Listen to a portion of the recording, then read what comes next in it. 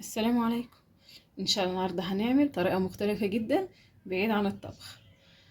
هنعمل النهارده كريم بطريقه مميزه جدا ونضيفه متطوره، وغير كده بنعملها بمكونات من البيت، مكونات طبيعيه جدا ومفيده. غير كده ان احنا هنضيف مكونات عديده فهتدي شكل جميل جدا وجمال رائع في النهايه، لان انت عاملاها في البيت ومطمنه، عاملاها بايدك طبعا، وضفت كل المكونات اللي احنا بنضيفها في البيت زي زيت الزيتون مثلا، والنشا والخل والخميره واللبن الرايب والحليب.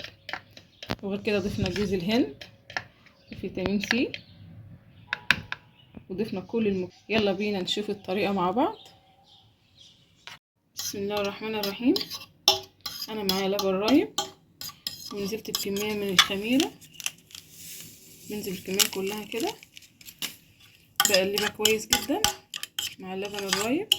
وهو طبعا اللبن رايب مش زبادي معلبات، يجيب نتيجة كويسة جدا للبشرة.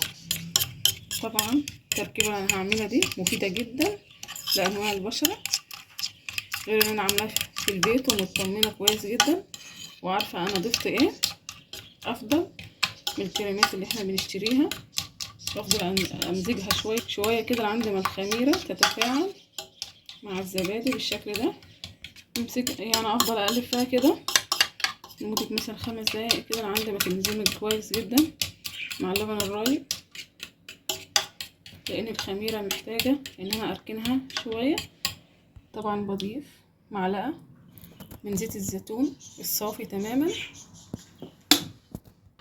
بضيف نوع لازم بقلب كويس جدا بالشكل ده من الطحينه الخام، وامزجها كويس جدا بالشكل ده. نص معلقه من السكر بالشكل ده، لازم بقلبها تقليبه كويسه كده بالشكل ده. بضيف نص معلقه من الملح، بتضيفها عليها كويسه جدا، بتنضف البشره وبتنقيها وبتفتحها تماما. السكر مع الملح، جربوا الوصفه دي هتلاقوها جميله جدا وهتعجبكم قوي، بس استمروا عليها كده لمده 3 ايام هتشوفوا النتيجه، هتديكوا نتيجه مبهره جدا وجميله. انت عامل المكونات دي من البيت فمطمنه. وبضيف معلقه من الخل كمان، بقلبه كويس بالشكل ده. فيتامين سي، فوائد عديده، انا بضيفها كده كويس على الخليط ده، بمزجها كويس جدا لان فيها فوائد رهيبه. بضيف معلقه من الدقيق، دقيق القمح طبعا. بقلب كل المكونات كويس كده مراحل، مش بضيف كل المكونات مع بعض بالشكل ده.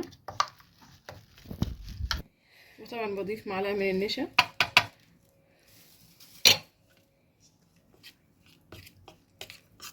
بقلب كل المكونات دي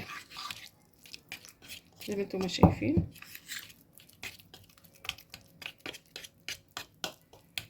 بضيف معلقتين من الحليب، انا ضفت كده معلقتين، وبكده انا ضفت كل المكونات. طبعا انتوا شايفين مرحله مرحله،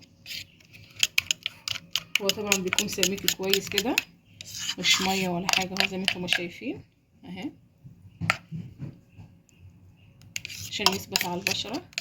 بقلب كده تقليب مستمر لمده 5 دقايق.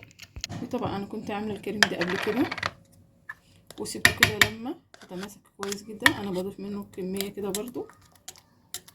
وطبعا اخر مكون معانا جوز الهند الخام، نعومه جميله جدا وريحه وقوام بالشكل ده. بفضل كده بستمر بالتقليب لعند ما الخليط ده يفتح تماما، يبقى لون ابيض. تمام، بقلبه شويه برجع لكم تاني.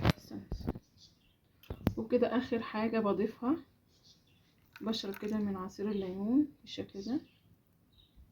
وبكده انا فضلت افخك فيه شويه كده بالشوكه لعند ما نعمل كويس جدا ولونه فتح كمان زي ما انتم شايفين. لو فضلت اقلب فيه كمان لونه هيفتح اكتر من كده، بس هو تدريجا هيبيض اكتر لان ماده الخميره هي بيض. طبعا الكريم ده مفيش افضل منه، وطبعا مش هتشتريه بكل، اكيد طبعا مش هيخسروا نفسهم. تقدري انت تعمليه في البيت، مكونات مفيده جدا وكلها مواد طبيعيه كويس جدا من البيت، ومطمنه انت عاملاها ازاي اساسا، ومفيده وجميله. طبعا بتحوش اثار الحبوب والنمش والكلف، وبتفتح البشره كمان، بتفتحها جميله جدا، بتخلي البشره ناعمه لان النشا اللي انا ضفته زي ما انتوا كده شايفين. وكده وجبت علبه زي دي كده، اي علبه عندكم فاضيه. انا كده بنشفها كويس جدا من الميه اللي فيها، ده انا غسلتها. تحطها عادي في اي مكان عادي لان شكلها جميل برضو كويس.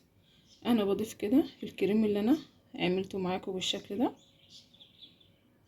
زي ما انتم شايفين، متماسك كويس. عن باقي الكريم انا بضيفه في القالب ده كده بالشكل ده. وطبعا زي ما انتم شايفين انا عملت كميه كبيره جدا. طبعا الكميه دي لو اشتريتوها من الصيدليات طبعا بتتقارن بثمن اعلى طبعا.